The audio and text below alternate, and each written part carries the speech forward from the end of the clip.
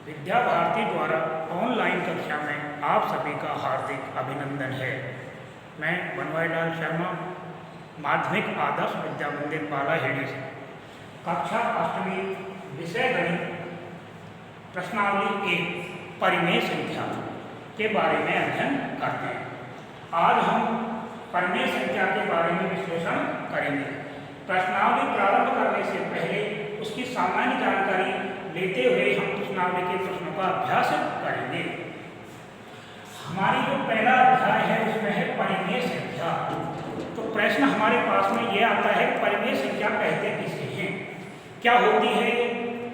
ऐसी संख्याएं जिसका अंश और हर पूर्णांक हो, अर्थात अंश और हर दोनों के जोड़े पूरे अंक होने चाहिए, जिसे P/Q के रूप में लिखा जा सकता हो, उसे हम कहते हैं परिमेय संख्या।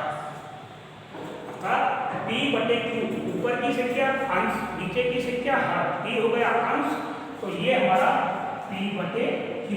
Q के रूप में, जिसे भिन्न के रूप में जो संख्या लिखेंगे वही संख्या हमारी परिमेय संख्या कहलाएगी। अब परिमेय संख्या तो आगे दिमाग में भाई इनको भिन्न के रूप में लिख दिया हमने, वो परिमेय संख्या होगी, परंतु परिमेय संख्या कितने प्रकार की होती है? तो हमारे सामने प्रश्न आता है परिमेय संख्या कितने प्रकार की होती है? तो परिमेय संख्या 2 प्रकार की होती है। एक तो होती है धनात्मक परिमेय संख्या, दूसरी होती है ऋणात्मक परिमेय संख्या। धनात्मक परिमेय संख्या ऐसी परिमेय संख्या जिसके अंश और हर में समान चिन्ह हो, उसे धनात्मक परिमेय संख्या कहते हैं। जैसे अपने पास में लिख दिया हमने 1/2, ऊपर भी धनात्मक संख्या है, नीचे भी धनात्मक संख्या है, तो ये धनात्मक परिमेय संख्या हो गई। दूसरी जैसे -3/-4, ऊपर भी ऋणात्मक है और नीचे भी ऋणात्मक है, तो ये संख्याएं जिसके अंश और हर में समान चिन्ह हो, उसे धनात्मक परिमेय संख्या कहते हैं। अब आती है हमारी ऋणात्मक परिमेय संख्या। ऐसी परिमेय संख्या जिसके अंश और हर में असमान चिन्ह हो, उसे कहते हैं अपन ऋणात्मक परिमेय संख्या। जैसे अंश तो माइनस का है और हर प्लस का है, तो इसमें ये जो ऋणात्मक होगी ये धनात्मक, तो ये संख्या ऋणात्मक परिमेय संख्या कहलाएगी। जैसे अपने पास में 2 है और नीचे अपन ने लिख दिया -3, ऊपर धनात्मक है नीचे ऋणात्मक है, असमान चिन्ह हो गए दोनों में, तो ये ऋणात्मक परिमेय संख्या कहलाएगी। तो पहला प्रश्न हमारा पूरा हुआ कि हमारे पास में अब परिमेय संख्या किसे कहते हैं, ये कितने प्रकार की होती है। अब परिमेय संख्याओं की आती है विशेषताएं। आखिरकार इनकी क्या क्या विशेषताएं होती है? तो विशेषताओं में सबसे पहला प्रश्न आता है कि जो 0 होती है ये भी एक परिमेय संख्या है, क्योंकि हम 0 को जब परिमेय संख्या के रूप में लिखते हैं तो 0/1 लिखते हैं। अर्थात ऐसी परिमेय संख्या जिसका अंश और हर पूर्णांक तथा हर शून्य न हो, निचले वाली संख्या शून्य नहीं हो सकती, ऊपर वाली तो हो सकती है, तो ये भी एक परिमेय संख्या है, पहली विशेषता। दूसरी विशेषता आती है जिसे P/Q के रूप में लिखा जा सकता हो, अर्थात P/Q। P/Q का मतलब हो गया 1/4, 2/3, कुछ भी लिखा जा सकता है ऐसे। ये अगर हमने लिख दिया 2/0, ये परिमेय संख्या नहीं है। हर अगर शून्य आ जाएगा तो परिमेय संख्या नहीं होगी, अंश शून्य हो सकता है, ये परिमेय संख्या की विशेषता है। इसे P/Q के रूप में अर्थात भिन्न के रूप में लिखा जाता हो। ऊपर शून्य होगा वो भी परिमेय संख्या, नीचे शून्य होगा तो परिमेय संख्या नहीं। पूर्ण संख्या और प्राकृत संख्या ये सभी परिमेय संख्या कहलाती है। जैसे अपन पूर्ण संख्या आ गई 0, 1, 2, 3, ये भी परिमेय संख्या है, क्योंकि इनका हमेशा हर क्या होता है 1 होता है। इसीलिए अपन सामान्य संख्याओं में नीचे कुछ भी नहीं होता है तो हर को अपन 1 मान करके। प्राकृत संख्या है जैसे 1, 2, 3, 4, ये चलिए, इनका भी हर हमेशा क्या होगा 1 होगा, शून्य नहीं होगा, ये भी परिमेय संख्या। परिमेय संख्या की विशेषता में 3 बातों का मुख्य भूमिका ध्यान रखें। 0 भी एक परिमेय संख्या होती है, जिसे P/Q में लिखा जा सकता है और उसका हर शून्य नहीं हो, वो सभी संख्या परिमेय संख्या कहलाएगी।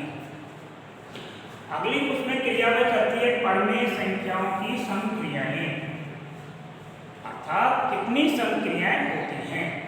तो हमारे सामने प्रश्न आता है परिमेय संख्याएं की संक्रिया 4 प्रकार की होती है। योग संक्रिया, व्याकरण संक्रिया अर्थात बाकी, गुणा संक्रिया, गुणन संक्रिया और भाग संक्रिया।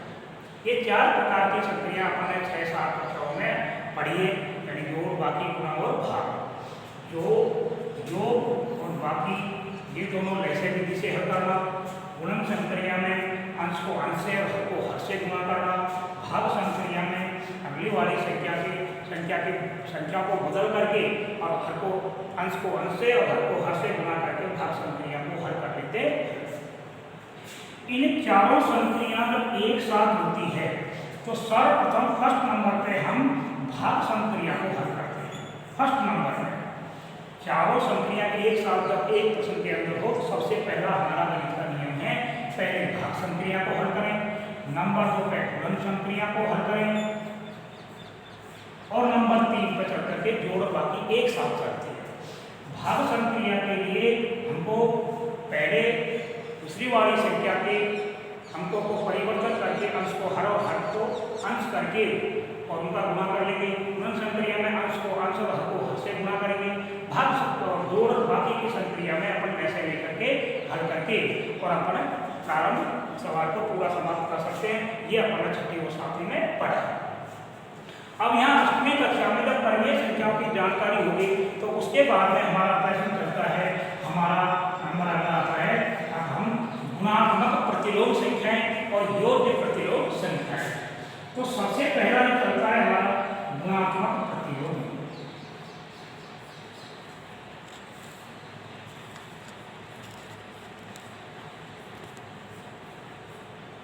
अर्थात गुणात्मक प्रतिलोम है क्या? दी गई संख्या, जो भी संख्या दे रखी है उसका व्यस्तक्रम उसका गुणात्मक प्रतिलोम कहलाता है। यानी हमको दे दिया 2/3, इसका आपको गुणात्मक प्रतिलोम लेना है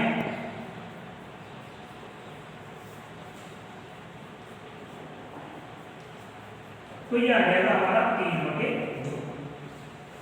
यानी दी गई संख्या का व्यस्तक्रम ही उसका गुणात्मक प्रतिलोम होता है। अब इसकी सच्चा की अपन को जांच करनी है तो जब दी गई संख्या उसके गुणात्मक जो गुणात्मक प्रतिलोम है उसका गुणनफल अगर 1 आ जाएगा तो वह संख्या उसका गुणात्मक सही है, अन्यथा गलत है। तो हम जांच करते हैं तो हमारी दी गई संख्या है 2/3, इसका गुणात्मक प्रतिलोम होता है 3/2। इन दोनों को गुणा करेंगे हम तो 3 दूनी 6/6 बराबर प्राप्त होता है हमको 1। अगर 1 प्राप्त हो गया वो भी धनात्मक तो ही हमारा गुणात्मक प्रतिलोम सही है, अन्यथा गलत है। जैसे हमको ये दे दिया भाई 2/3 का गुणात्मक प्रतिलोम -3/2 है अथवा नहीं है, प्रश्न दे दिया आपको तो अपन ने गुणात्मक प्रतिलोम ले रहा है 3/2, तो -3/2 है अथवा नहीं है तो हमारे पास प्रश्न आएगा। हम सबसे पहले ये दोनों संख्याओं को गुणा करेंगे, 2/3 गुणा -3/2 तो हमारे पास में प्राप्त होगी -6/6 अर्थात माइनस का 1 प्राप्त होता है। अतः यह संख्या इसका धनात्मक प्रतिलोम नहीं है। यहाँ हमको एक धनात्मक, जब दोनों संख्याओं का गुणनफल धनात्मक 1 प्राप्त हो गया तो उसका गुणात्मक प्रतिलोम है, और अगर ऋणात्मक आ गया तो ये नहीं है। तो हमारे आज के अध्याय में आई सबसे पहले परिमेय संख्या, परिमेय संख्याओं के प्रकार, परिमेय संख्याओं की विशेषताएं, परिमेय संख्याओं की संक्रिया। संक्रिया के बाद में हमारा 8वीं का जो पाठ्यक्रम चालू होता है उसमें हमारी पहली प्रश्नावली में आता है गुणात्मक प्रतिलोम, योज्य प्रतिलोम, इनके नियम अथवा कौन से नियम के आधार पर ये गुणन संक्रिया होती है, वही सहचारिता का होती है, गुणात्मक प्रतिलोम का होती है। तो जो मेन भाग है हमारे प्रश्नावली का है गुणात्मक प्रतिलोम और योज्य प्रतिलोम। तो पहली चीज हमने प्राप्त करी गुणात्मक प्रतिलोम। अब हम करते हैं इसका योज्य प्रतिलोम। तो जैसे हमको पता लगा गुणात्मक प्रतिलोम के अंदर दी गई संख्या और उसका गुणात्मक प्रतिलोम का गुणनफल 1 हो तो वह संख्या उसका गुणात्मक प्रतिलोम हो गई। ऐसे ही दूसरे नंबर पर आती है योज्य प्रतिलोम। योज्य प्रतिलोम अर्थात दी गई संख्या का चिन्ह परिवर्तन करना उसका योज्य प्रतिलोम कहलाता है।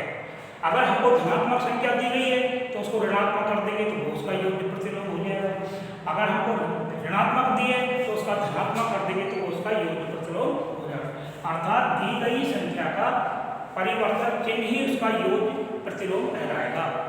अब इसकी जांच के लिए जैसे इनमें दी गई संख्या और गुणात्मक प्रतिलोम का गुणनफल 1 हो तो वह संख्या उसका गुणात्मक प्रतिलोम होती है। ऐसे ही हमको योज्य प्रतिलोम की ज्ञात करें तो दी गई संख्या और योज्य प्रतिलोम का योगफल अगर 0 आ जाएगा शून्य तो वह संख्या उसका योज्य प्रतिलोम है। जैसे हमने अभी प्रारंभ करते हैं अपन, जैसे 2/3 2/3 का हमको का योज्य प्रतिलोम ज्ञात करते हैं।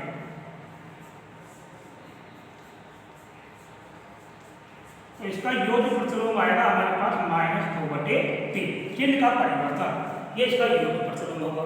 अब हम इसकी जांच करते हैं ये सही है अथवा नहीं है, तो इन दोनों का योगफल करेंगे हम। गुणात्मक प्रतिलोम में गुणा करेंगे, योज्य प्रतिलोम में योगफल करेंगे।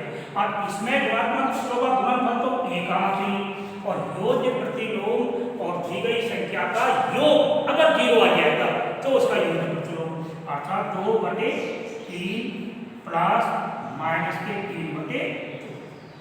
इसको अपन हल करते हैं, आराम से दूर करेंगे इसको, ये आएगा -2/3। लेसन लेंगे हम तो आएगा 3, तो ये तो आ गया 2, माइनस को प्लस से गुणा करेंगे तो -2, अर्थात 0/3 बराबर आ गया 0।